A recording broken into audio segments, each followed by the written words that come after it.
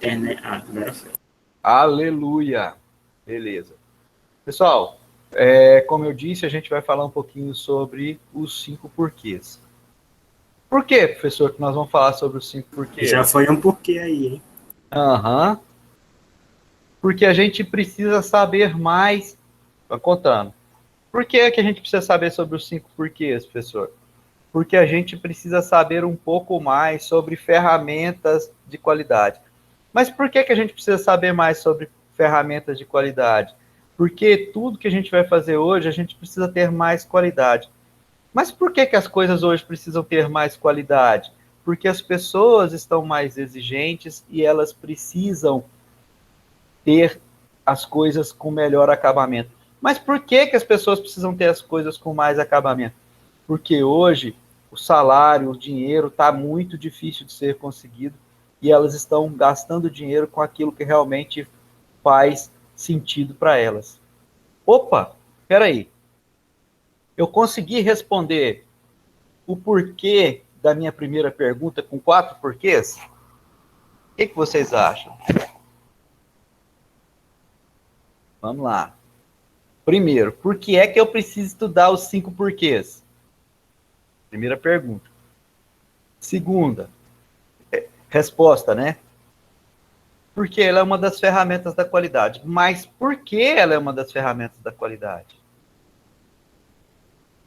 Porque ela costuma avaliar o saber melhor dos produtos. E por que eu preciso saber melhor dos produtos? Porque as pessoas estão mais exigentes no comprar. Mas por que as pessoas estão mais exigentes no comprar? Porque hoje o recurso está mais difícil e as pessoas estão gastando seu dinheiro com mais segurança, com maior efetividade. Com 4. Mas eu poderia gastar 5, 6, 7, 8. Então, quando eu falo dos 5 porquês, que é uma ferramenta que foi criada por um indivíduo chamado... Estão me vendo aí, gente? Estão vendo aí o meu amigo Taishi Ono? Sim. Tá, Sim. olha só. O Taishi, ele falou para a gente que o seguinte, olha, que é uma ferramenta simples, tá? Para aplicação. Ela vai ser usada quando? Nas etapas iniciais, praticamente de qualquer plano de ação que vise a melhoria da qualidade. Então, para a gente estudar isso, essa técnica, a gente vai ter que fazer o seguinte, olha, a gente vai ter que ter uma correta definição do problema. Essa é a principal importância e a principal fundamento pelo qual a gente estuda os 5 porquês. O primeiro passo para a resolução de qualquer problema que impede o desenvolvimento de uma organização, a primeira coisa é identificar e entender exatamente por que é que ele existe, né? Por que aconteceu aquele problema? E para isso é necessário a gente ter muito cuidado nessa tarefa de detectar o problema. Por quê? Muitas vezes o problema é muito mal interpretado ou compreendido, que vai levar a gente a soluções erradas. Tá?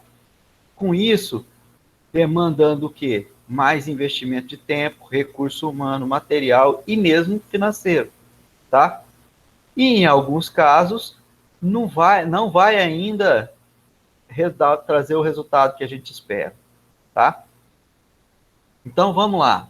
O 7.1 ele vai falar para mim que os passos para a correta definição dos problemas a serem resolvidos, tá? Nos 5 porquês. Primeira coisa, a gente precisa definir, junto com as pessoas que estão sendo afetadas por esse problema, qual é realmente esse problema, tá? E aí a gente vai fazer, em cima disso, uma realização aqui de um trabalho em equipe para saber qual é esse problema. Abaixo ele vai nos dar ali um exemplo sobre isso. Eu vou passar mais a teoria agora, tá? E daqui a pouco a gente vai ver um exemplo que vai ficar claro para vocês. Certamente isso aqui não vai trazer, não vai gerar nenhum problema para vocês, vão ter fácil entendimento. Olha, ele vai falar para a gente que uma das possibilidades aqui de realização é o quê? É um brainstorm, tá? Vocês sabem o que é um brainstorming? Tempestade de ideia. Tempestade de ideias, Isso. toró de parpite e por aí vai, né? Toró de quê? Parpite. Eu gostei desse daí, professor. Achei mais interessante, toró de parpite. Em Minas Gerais eles falam isso. Não é chuva de ideias, não. É um toró de parpite. E aí, gente, olha só. Aqui ele vai falar, você está em dúvida sobre o que trata a sessão do brainstorm? Não, porque a gente já sabe. Mas é literalmente uma tempestade cerebral. É uma técnica que estimula a geração de ideias por grupo. Como? A partir de um foco específico de análise. Tá? A gente vai descobrir um único ponto e a gente vai dar um monte de ideia em cima daquilo lá. Ele vai falar para a gente que no caso aqui, ó, imagine que você reúne um grupo de pessoas da empresa para descobrir qual o problema principal que afeta a qualidade do produto ou processo. Ó, o brainstorm é composto por duas etapas. A primeira chamada divergente e a segunda convergente. A divergente é a quantidade, tá? A quantidade de ideias. Tudo que aparece na sua cabeça você vai falando. Vocês já participaram de algum brainstorm? Não, nem sabia que tinha um evento específico para isso. Eu achei que a gente fazia quando queria fazer algum trabalho e tal, e queria iniciar, não que era um evento. Não. Ah, talvez a gente faça quando a gente faz trabalho, então. Vocês fazem isso sem saber. Isso. Tá? Quer ver? Vamos fazer um brainstorm aqui bem rapidinho. Mas bem rapidinho mesmo. Tá? Vamos fazer assim, ó. Só um minutinho, deixa eu preparar aqui minha tela para me poder ver vocês certinho e também já escrever aqui. Ó. Bacana. Nós temos um problema. Primeira coisa no brainstorm é definir o problema, tá? Então, o problema. Vou liberar minha tela, que vocês ficam vendo o que eu estou escrevendo também. Tá, primeira coisa... Para mim agora não é mais brainstorm, até anotei toró de parpite, eu gostei muito mais, sério. Tá legal. Então vamos lá. O toró de parpite atual é o quê? É a falta... Perdão, toró de parpite não. O problema é a falta de relacionamento próximo entre estudantes e professores. Esse é o problema, certo? Vamos fazer, então, aqui um toró de parpite divergente, ou seja, chuva de ideias. Geralmente, se fala, preste atenção, quando você vai fazer um brainstorm para um planejamento estratégico, geralmente você fala, no máximo, uma frase, 2, 3, no máximo uma frase com 5 palavras para a resolução do problema. Vamos lá, quem arrisca primeiro? Falta de relacionamento próximo entre professores e estudantes. Churras na casa do prof. Deu 5 palavras. Churras na casa do prof. Tá. Vamos lá. Próximo. Vamos, gente, qualquer coisa. Abram as câmeras, por favor. Abram as câmeras. Por favor. Câmeras. Não precisa ser 5 palavras, não, tá? Abram as câmeras. Por favor. Diálogo entre eles. Diálogo. Pronto, o que mais? O Bruno tá com uma ideia da hora e ele vai falar agorinha. Vai, Brunão, contigo. Cadê o Pedro Lucas? Foi só falar do arminianismo e calvinismo, ele vazou. Para, velho, volta Vai lá, aí. Pedrão. Eu tô comendo cuscuz. Ah, agora o cara falou comer cuscuz. Cuscuz é com Z, né? Pronto. Vamos ver. Tá bom aí, Pedro? Não tá muito bom, não. Falta um só com manteiguinha, mas dá pra levar. Meu Deus. Não morre, não. Foi tu que Beleza, fez? vamos lá. Então, olha só, a gente já teve Não churras quer da tomar, casa não. do Tem professor. criança na África passando fome. Beleza, Thalita, seja bem-vinda. Escuta só, nós estamos aqui fazendo um toró de parpite. E a pergunta é, falta de relacionamento próprio em estudantes e professores. O que é que a gente poderia fazer para resolver? Ó, Matheus falou churras da casa do professor. A Beca falou abram as câmeras. A Carol falou diálogo. O Pedro Lucas falou comer cuscuz. E você, Thalita, vamos lá. Voltar às aulas presenciais. Aula presencial. Aulas presenciais. Que tal acabar com a obrigatoriedade do ensino e transformar ele em uma forma de paixão e não em uma obrigação propriamente Calma, dita? Pedro, calma. Obrigatoriedade. Obrigatoriedade de quê? De ensino? Eu tinha uma ideia melhor, professor. Por exemplo, a gente podia arrumar um inimigo em comum, né? Quando Peraí. Não, peraí. Como é que você falou? Eu gostei demais dessa frase. Acabar com a obrigatoriedade do ensino. E transformar ele em uma paixão, não em uma obrigação estatal, porque é o Estado que rege ele. Transformar em uma... Na escola mesmo tinha um moleque que só ia pra não perder o Bolsa Família, por causa que se faltasse muito perdia. Aí os moleques ficavam comendo cuscuz lá na cantina. E nem era bom aquele cuscuz, milho velho, todo esfarrapado. Sabe Aí, tá vendo? Pedrão, depois a gente precisa conversar, cara. Eu acho que outro argumento que poderia usar é achar um inimigo em comum. Por exemplo, os Estados Unidos na Segunda Guerra Mundial, eles estavam unidos. Então eles achavam o inimigo exterior em comum. A gente podia colocar a culpa, sei lá, num presidente. Ou em alguma outra pessoa aleatória para poder se unir. É uma forma de união quando odiamos. O ódio nos une. O amor não. O amor também, só que nem sempre funciona. O ódio é mais eficiente, é? É, o ódio é o amor reprimido, né? Pela natureza humana, o ódio faz mais efeito do que o amor. Beleza. Gente, vocês perceberam que aqui, ó, olha só. Ó, 1, 2, 3, 4, 5, 6, 7 frases. Rapidinho a gente conseguiu chegar aqui em 7 toró de parpite, rapidinho. Ah, professor, mas essas frases aqui não tem nada a ver com falta de relacionamento próximo entre estudantes e professores. Tem sim, cara. Tem sim. Agora a gente vai fazer um convergente. O convergente é o quê? É pegar essas 7 frases aqui e colocar elas em 2 ou 3 no máximo, tá? Ó, no convergente... Pode juntar o churrasco e o cuscuz. Faz um churrasco com cuscuz, pronto. Pronto, ó, então eu posso colocar a frase 1 e a 4. A gente pode juntar também a 6, a 5 e a 2. E a gente vai ter um ensino híbrido Dois. Com uma não obrigatoriedade de ensino. A 2, a 5 e a 6.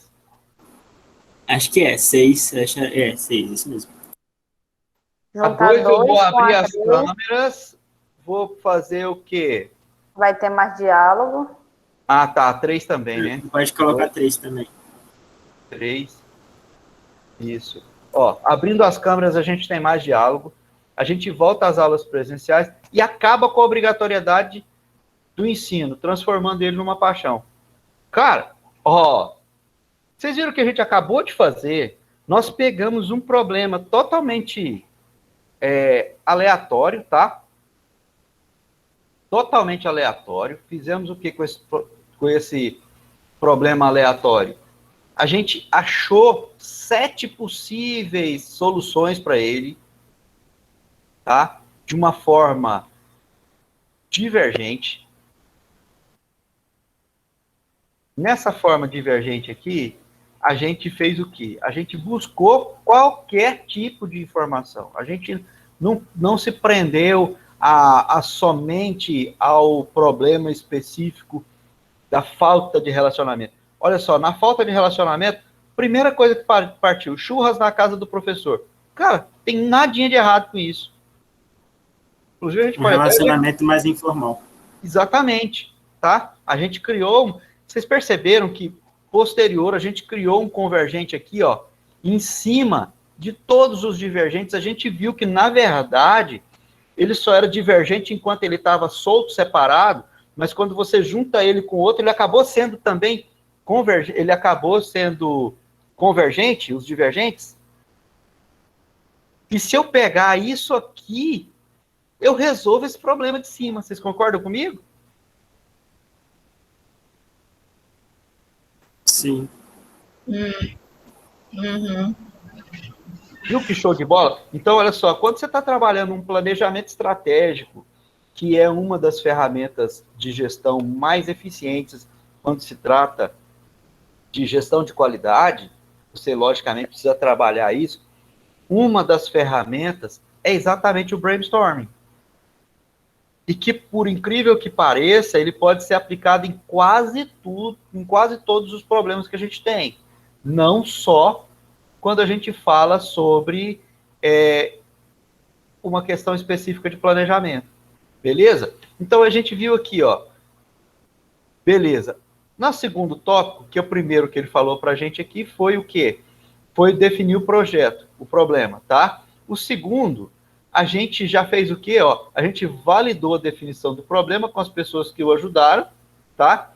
O problema só estará perfeitamente descrito quando todas as pessoas que participaram concordaram com a formulação e concordaram com a definição.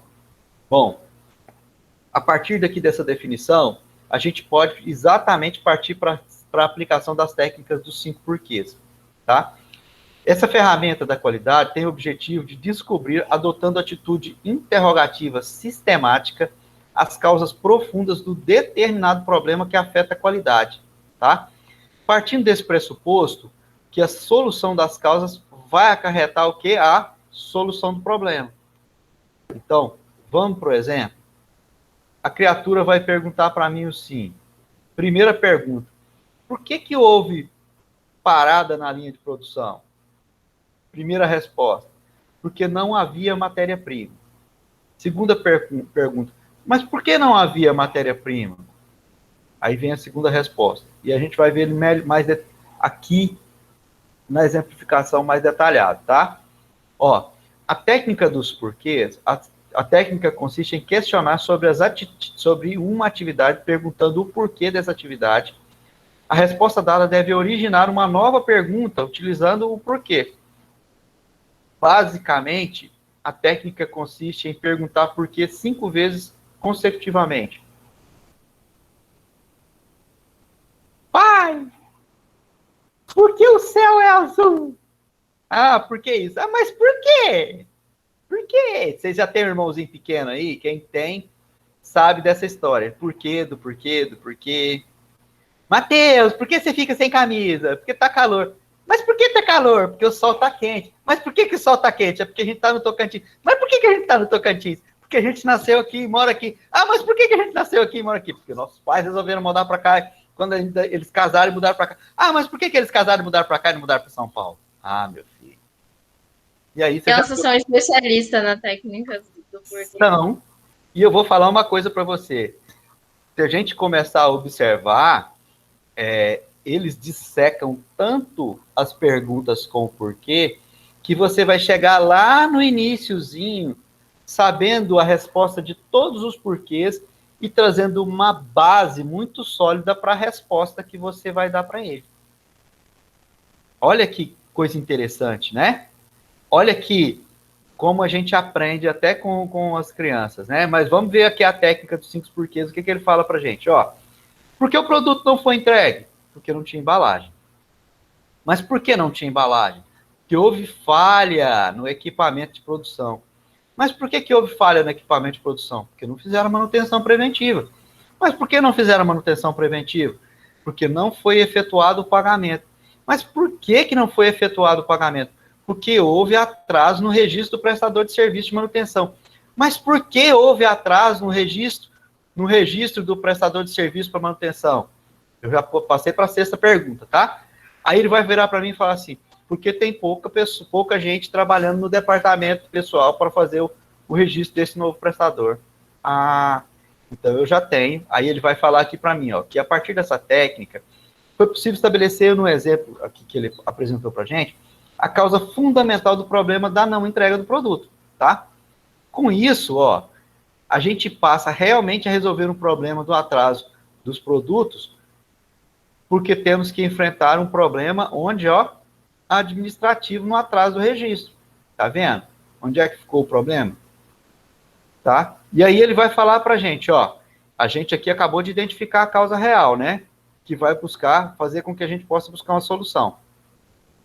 E quanto antes a gente souber qual é essa resolução, para resolver, qual é o problema real e o que ocasionou, na verdade, aquele problema, mais rápido a gente pode resolver, né?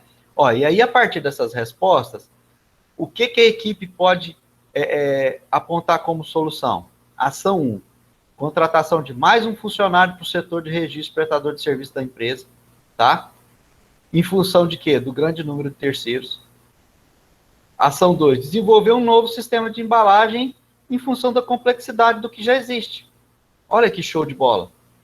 Percebeu que, depois que ele fez o brainstorm lá dos 5 porquês, tá? Respondeu os 5 porquês, ele automaticamente alcançou a resposta que ele precisava para a resolução do problema? Ele descobriu o que ele precisava fazer? E ele vai falar para a gente que, ó, que na prática, as estatísticas demonstram que na 4ª ou 5ª pergunta é possível chegar à causa fundamental.